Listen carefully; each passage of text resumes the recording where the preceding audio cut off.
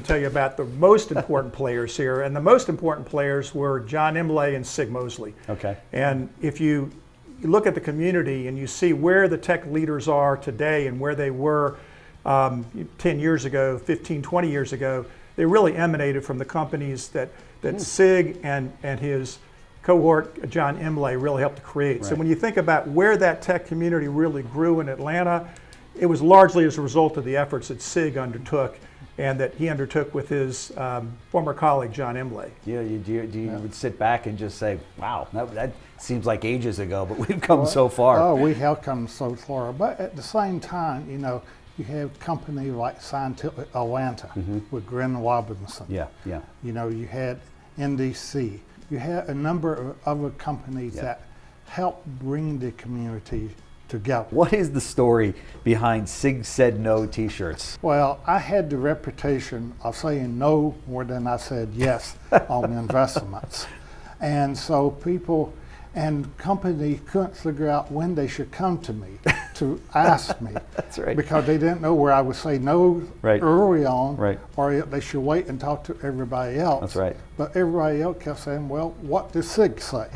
And so two of my friends here came up with the T-shirt that says Sig Said No, and they gave it to me at a networking event, and they didn't think I would wear it. I put it on that night and have privately kept it in my the last time that we had you on the show, I asked you the question, how many deals that you look at? You said I look at about 100 deals to make one. Yes. And people wrote into me and they said, did he say 100 deals to look at one? Oh my gosh, what are my chances? And is that typical among seed investors and early investors in companies? I think it depends on where they are coming from. Yeah. But for us, even today, I still look at what way 100 to do one. Yeah, and sure. Are there those deals that you looked at that you passed on and shot up and said, damn, I missed it?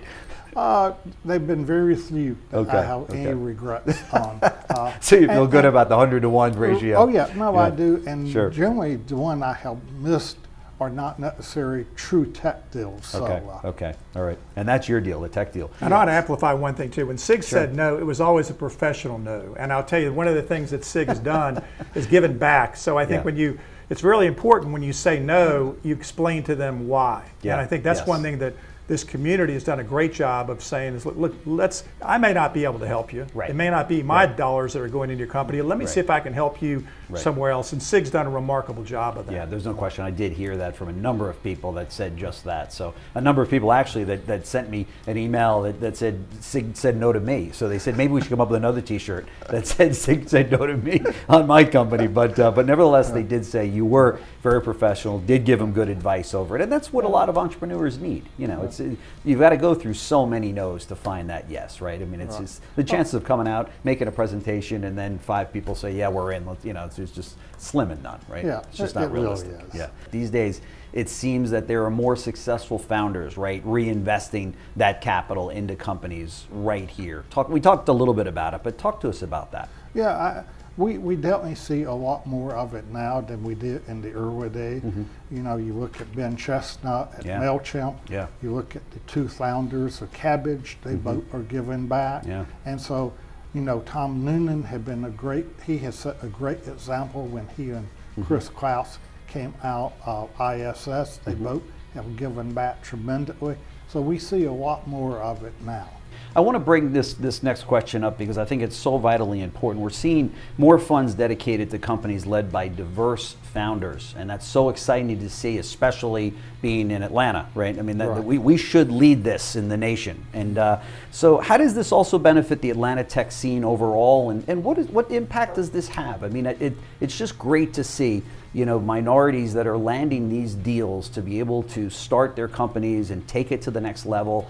And I think it speaks volumes for Atlanta, right? Well, it does, and we look at the number of new funds that have been created, a number of them here in Atlanta that are around the whole diversity area. You have the Sleerus Fund, you have Zane Ventures Fund, you have Valor Ventures here in town, and also, then you have to look at the people who were involved. Paul Judge had done a wonderful job of being an That's for entrepreneur, sure. Boy, that's... an investor, Yep. and of diversifying all throughout the Atlanta area. That's right. You know, we now have the A3C conference that they put on here. That's thanks to Paul. So they're just, we are moving towards it. We are not the leader. We are definitely moving toward being the leader in that area.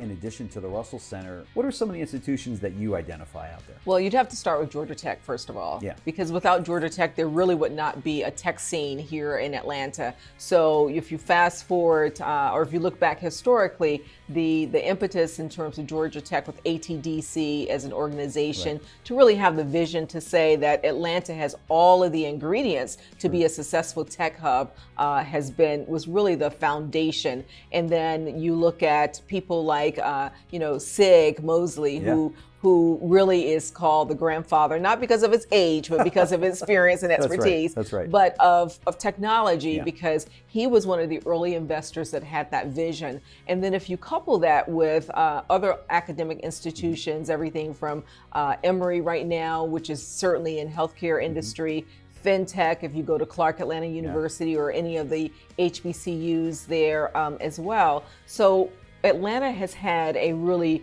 rich and fertile opportunity to grow our technology innovation scene. And we've done it in a way that's been very, very collaborative, which I think makes us different from some of the other tech hubs across the country. Yeah, it is incredible how Atlanta has become that tech hub. I mean, I think there's people, certainly we've talked about this before, people in Northern California that are saying, well, how did that happen? You know, how did we lose some momentum to Atlanta, right? Yeah. Well, once again, because Atlanta is home to 11 colleges and universities.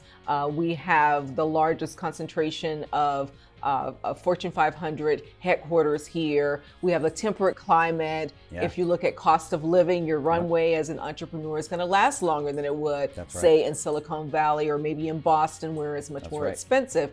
And then if you look at the talent pool, you look at the opportunity for customers in terms of corporations, it really has all of the mixture. And then I say our last bit of secret sauce and ingredient that none of the other ecosystems have is really our diversity. Diversity of thought, diversity of perspective, diversity of experience, and certainly diversity of people. And that's something that you can't find really at any other of the tech hubs across the United States. What are some of the diverse focused funds or programs that are making a big impact? Absolutely. So Zane is one of the ones that comes immediately to mind. Not only is the fund from a diverse founder, a Black woman, Shyla Burns Neves, but she also supports and invests in underrepresented groups of women, minorities, and so on, veterans. That would be one. Another one would be if you look at even the farm is one of the ones that is now with Comcast NBC Universal that is also focusing on underrepresented groups. If you look at their businesses across in terms of Startup Runway, which is here based in Atlanta. So Atlanta has taken its point of differentiation and its sweet spot and really made it an advantage. And we have funds from other places coming in. Morgan Stanley has the Multicultural Innovation Lab that is based in New York, but guess where they recruit a lot of their companies? Right here from Atlanta. So even in other places, Atlanta is making its name known. Where have things been in Atlanta over the course of the last 20 years with regard to angel investing? Well, I really go back probably about 10 years when I first started getting into it. And, I think it's growing. It's just a lot of electricity, a lot of energy. The checks are getting bigger. The venture That's capital. a good thing, right? Yeah, capital firms are getting bigger. I think Atlanta is really catapulting itself into one of the major tech centers in the country. Talk to us about angel investing and the importance of having a great, strong community of angel investors within the Atlanta market. Many times people don't have family and friends. That's right. People always talk about family and friends. Well, you got to have family and friends that got money. That's right. And if you don't have family and friends that have money, then you go look for other people. That's right. And hopefully angel investors fill that void Right. between, your friends and venture capital. And I also think the educational centers here in this city are very key. Sure. The Atlanta University Center, Georgia Tech, Georgia State, Emory, Agnes Scott. Yeah. There's just a wealth of talented individuals coming into this city every year. Yeah. And that's why Microsoft is here. That's why Google's here. That's why Amazon is here. Because you're not going to find a more diverse, competent, technical group of young people than Atlanta. Another influencer is Sig Mosley. I know that you know that gentleman. And what kind of an influence do you think he's had and the impact that he's had in the entrepreneurial path here for so many? In terms of his impact on this community, Yeah. going back to the early 90s, he's had a tremendous impact on the community. Everybody knows him, everybody loves him, everybody respects him, and it's just a pleasure to work with him on a periodic basis. What do you see the role of the angel investor being now that investments are being moving towards later stages and bigger check sizes? There's always going to be a need for angel investors because Yeah. you're always going to have early stage companies that need some capital to do something. So Right. I don't see the role of angel investors changing at all. Okay. I think they're going to be around for a while.